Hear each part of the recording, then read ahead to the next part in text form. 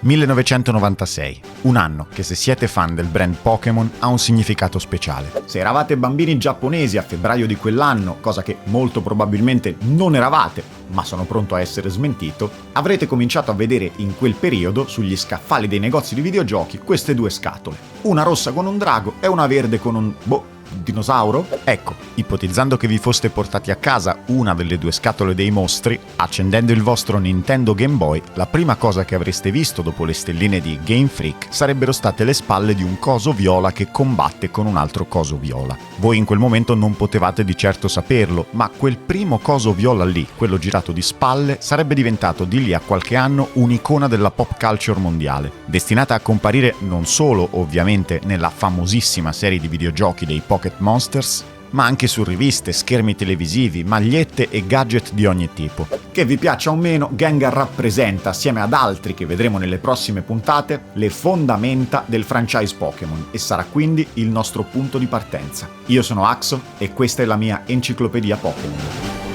E allora sì, spero sia valsa la pena di aspettare tutto il tempo che è passato e tuffiamoci in un approfondimento sul leggendario primo Pokémon Spettro e le sue apparizioni nelle varie branche dell'universo dei Pocket Monsters. È amato non solo, come vi dicevo, dalla community, soprattutto dai più vecchiotti, ma anche, indubbiamente, da Game Freak essa stessa. Non è un caso d'altronde se parliamo dell'unico Pokémon non starter ad aver ricevuto sia una mega evoluzione in Pokémon X e Y che una forma Gigamax in Pokémon Spada e Scudo. Specifico Pokémon non starter perché esiste lui, tra un paio di puntate ne parleremo, ma insomma qualcuno di voi ricorderà Charizard col pisello. 10ª Gen, state pronti. Pare infatti che tra i suoi fan possa vantare niente di meno che Ken Sugimori, lo storico disegnatore di molti dei primi 151 e di innumerevoli altri. Stando alle parole di Sugimori, infatti, Gengar sarebbe il suo Pokémon preferito perché è facile da disegnare. Guarda Ken, rispetto la tua scelta, ma posso consigliarti anche questo qui. Facilissimo. Una bomba. Questo amore, che probabilmente ha ormai trasceso la sola semplicità del disegno, è da datarsi indietro fino ai primissimi passi del progetto Pocket Monsters. Per essere più precisi, al momento in cui questi dovevano ancora chiamarsi Capsule Monsters. L'impianto base dei titoli era già quello del Monster Collector RPG a turni, ma un po' più adulto e cruento, dato che originariamente gli allenatori erano dotati di fruste che fanno presupporre una natura meno docile e obbediente dei mostri. E questo, in realtà, è un indizio che possiamo rintracciare anche nel design stesso dei mostri. Sappiamo che Raidon fu il primo concepito da Sugimori, e che gli altri Kaiju, Nidoking e Kangaskhan appartengono a quest'epoca. Ma attenzione! Anche Gengar. Eccolo qui rappresentato in una delle concept art di Capsule Monsters, mentre combatte con...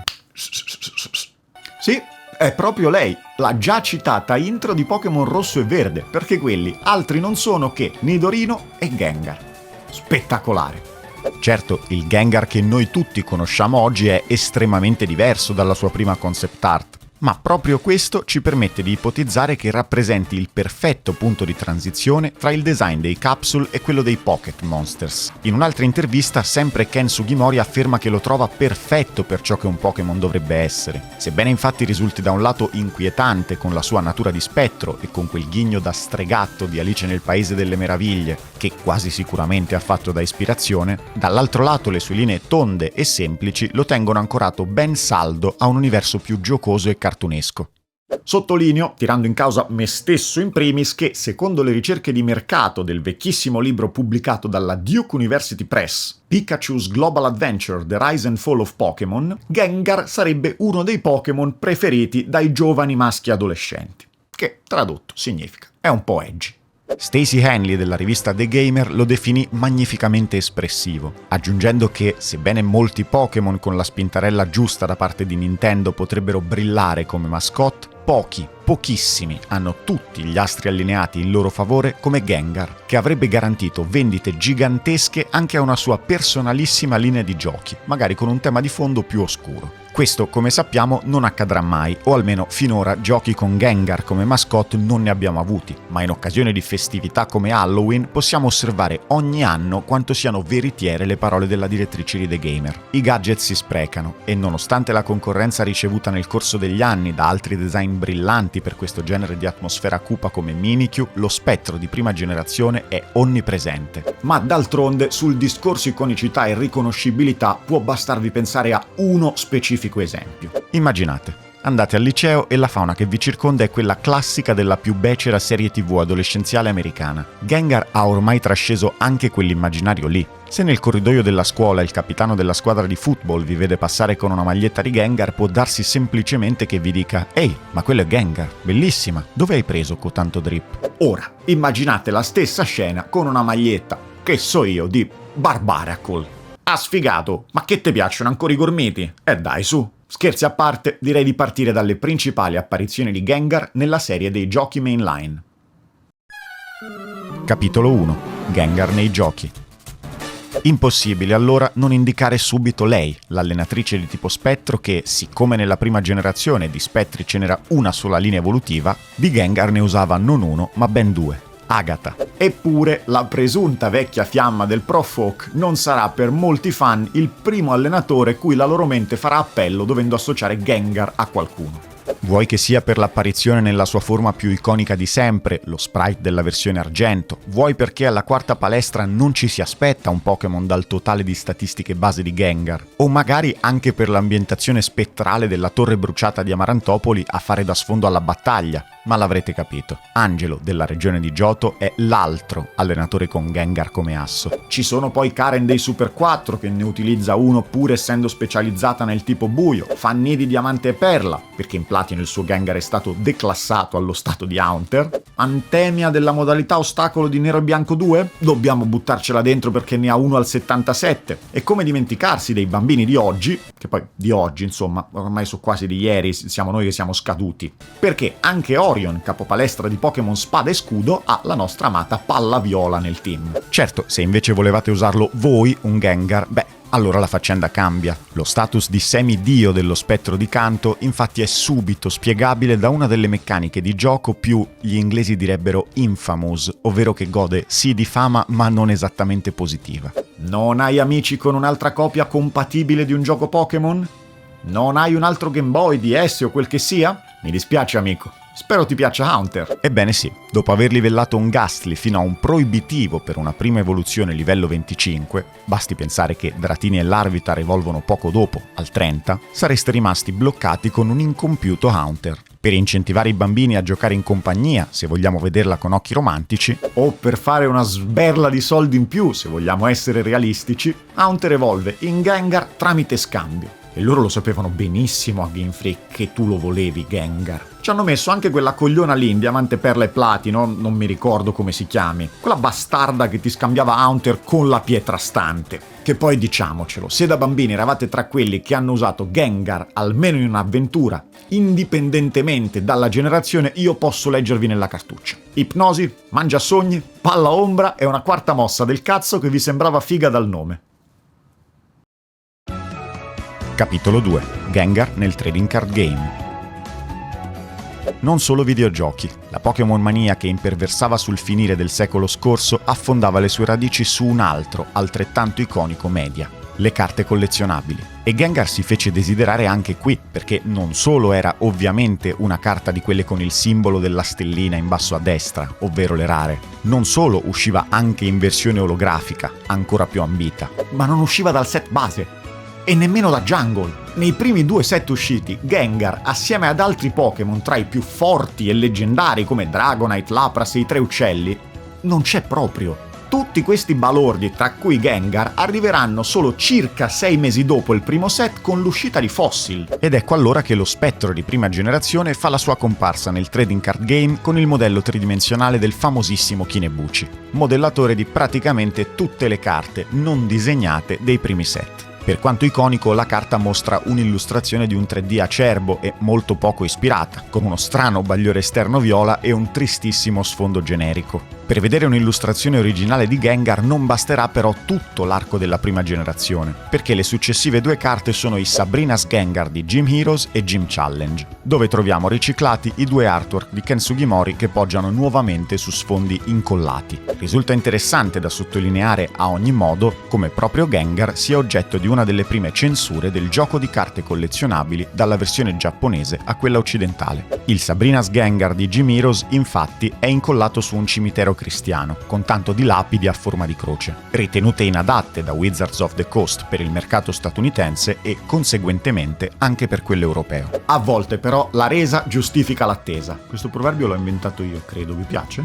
Seconda generazione inoltrata, Set Neo Destiny, Aya Kusube e il suo caratteristico tratto a carboncino. Il ghigno è quello, ma è tutto meno cartunesco, è più inquietante. La forma tonda e gonfia è sparita. Fedelmente alle sue descrizioni Pokédex, la Kusube raffigura un'ombra, liquida e appuntita, distorta, che sembra strisciare. Non c'è tridimensionalità. Capolavoro. E voglio andare avanti perché Aya Kusube, che è un artista assolutamente polivalente, ha disegnato carte dal sapore idilliaco come Geodude che contempla un fiorellino, e mica solo cose spettrali e cupe, ma insomma, Gengar e famiglia le uscivano proprio bene. Sempre in Neo Destiny abbiamo infatti il Dark Counter, che segue gli stilemi del Gengar, ma risulta a tratti ancora più convincente grazie allo sciame di facce che compongono lo sfondo della composizione, e il Gastly, che seppur più canonico nelle forme, viene inquadrato dal basso, avvolto nella sua coltre di fumo mentre sorvola una metropoli di notte, dando vita a un'altra illustrazione di grande valore. Tra l'altro non è nemmeno il Gastly più bello della Kusube secondo me, perché quello di Fronte di Tempesta nell'epoca Diamante e Perla è un'altra cosa. Primissimo piano, marchio di fabbrica dell'illustratrice, e una risata così malvagia e realistica da accentuare delle rughe di espressione su una pallaccia nera.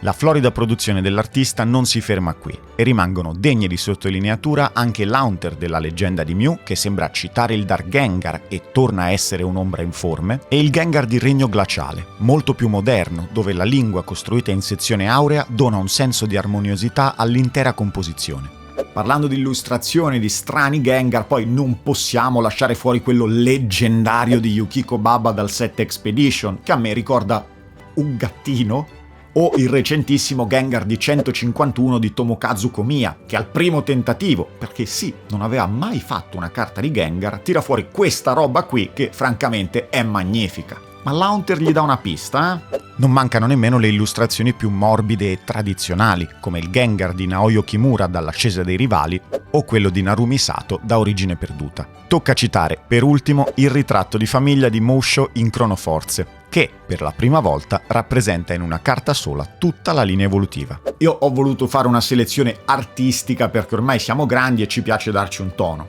Ma, per dovere di cronaca, sono tenuto a mettervi anche le 3 carte che V e C hanno fatto sognare da piccoli. Gengar EX da Rosso Fuoco e Verde Foglia, Gengar Buon Dio livello X da Platino Arceus e Gengar Prime di Battaglie Trionfali. Ecco qua la Trinità. Capitolo 3. Gengar nell'anime. Sebbene si tratti di un Pokémon di prima generazione, Ash Ketchum, storico ormai ex protagonista della serie animata Pokémon, non ne catturerà uno fino all'arco narrativo di 8ª generazione. Abbiamo altre apparizioni minori, come la prima di sempre nell'episodio La Torre della Paura, ambientato a Lavandonia, o i Gengar dei precedentemente menzionati Angelo e Agatha. Ma il più importante, centro del nostro approfondimento di oggi, sarà proprio quello di Ash. E seguitemi perché la storia è molto triste e carina allo stesso tempo. Ho recuperato apposta gli episodi per raccontarveli. Nell'episodio Migliori amici, peggiori incubo della serie Esplorazioni Pokémon, Ash e Go si imbattono in un Gengar che infesta il laboratorio Cerasa, dove i loro Pokémon vivono spensierati. Tuttavia, quando provano a catturare il Pokémon, questi respinge tutte le loro ball. Non viene dato troppo peso alla faccenda e l'episodio si risolve semplicemente con Gengar che viene scacciato. Questi tornerà qualche puntata più avanti in Una spaventosa maledizione, dove ovviamente è proprio l'allenatore di Biancavilla a essere maledetto dallo spettro. Iniziano a succedergliene di tutti i colori perché, come ci viene mostrato e fedelmente alle descrizioni Pokédex dei giochi, Gengar si annida nell'ombra di Ash, seguendolo ovunque. I 2 protagonisti si scontrano quindi per caso in un ragazzo dai capelli biondi, che cadendo viene ripreso scherzosamente dalla fidanzata. Non sarà di nuovo opera della tua maledizione? Non l'avesse mai detto, perché sto tizio inizia a vantarsi. No, la maledizione non ce l'ho più, quel bastardo l'ho abbandonato, che babbeo, eccetera. Gengar non la prende benissimo e inizia a lanciare palla ombra sull'allenatore. Un flashback ci svela finalmente la backstory di Gengar, abbandonato nella struttura dell'attuale laboratorio Cerasa dal suo precedente allenatore perché, a suo dire, portava sfortuna. Aspetta qui, io torno! Che bastardo! Ecco allora che fa la sua comparsa l'immancabile Team Rocket, che cerca di persuadere lo spettro ad allearsi con loro.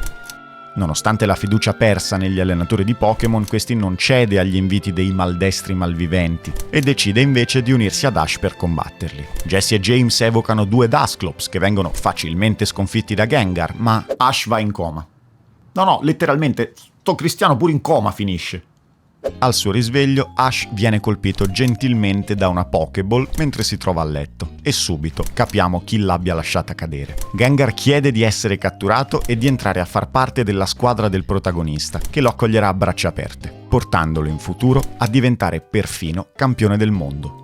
Tutto è bene, quel che finisce bene. E io potrei andare avanti per ore a citarvi ogni minuscolo cameo di Gengar nel franchise tra manga, gadget, giochi spin-off. Le apparizioni si sprecano. Ma, in barba al titolo del programma Enciclopedia Pokémon, non voglio che diventi un mero elencare dati didascalici e preferisco chiudere così questa prima puntata. Tutti gli episodi della stagione dedicata a Kanto sono già scritti e allora vi anticipo il protagonista del prossimo mese. Chi è il numero 1 del Pokédex nazionale? Esattamente, la prossima puntata sarà dedicata a Venusaur e famiglia. A presto!